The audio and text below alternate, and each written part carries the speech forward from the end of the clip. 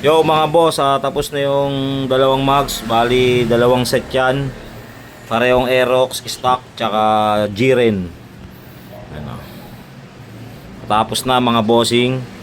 Pakita ko sa inyo yung kinalabasan. Yun, isang maulan na hapon mga bossing. Good day po. Ito na nga po, natapos na natin yung yung apat na mugs. Yung 2 set na Aerox. So, pakita ko sa inyo. Ito na po yung isang stock mugs na natapos natin na pang Aerox.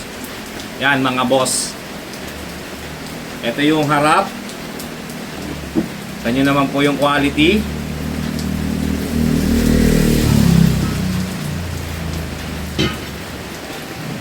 Ito naman po yung likod. Yan. Ito po yung likod mga bossing. Tapos mga boss, ito naman po yung isang Aerox na mugs, kaso hindi siya stock, kundi G-Ren.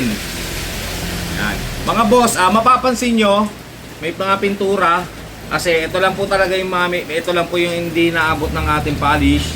So kaya may pintura siya mga boss. Yung mga sulok-sulok natin mga boss, pag hindi po inaabot ng polish, may pintura. Ito yung harap ng G-Ren mga boss.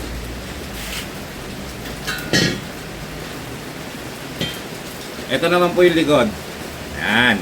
So yun, mapapansin nyo, yung loob, may pintura. Saka to. Kasi yung mga sulok. So yun mga boss, ito po pala yung natapos natin. Ang mugs ng Aerox B2 o B3 o B2 Yamaha stock mugs at saka G-Ren. So yun mga bossing, sa mga nag-i-inquire po, antayin nyo po yung reply namin. Sa mga nagtatanong po, hindi po to chrome pa, hindi po to powder coat, hindi to ansal, hindi po to hard bopping, kundi po tubog po kami. 3 weeks po yung process namin, 3 linggo mga boss, kaya ganun katagal.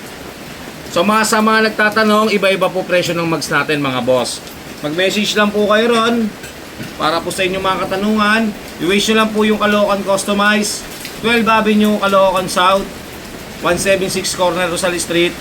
Doon na po kayo dadalhin sa ating shop. Maraming salamat po at maulan na hapon.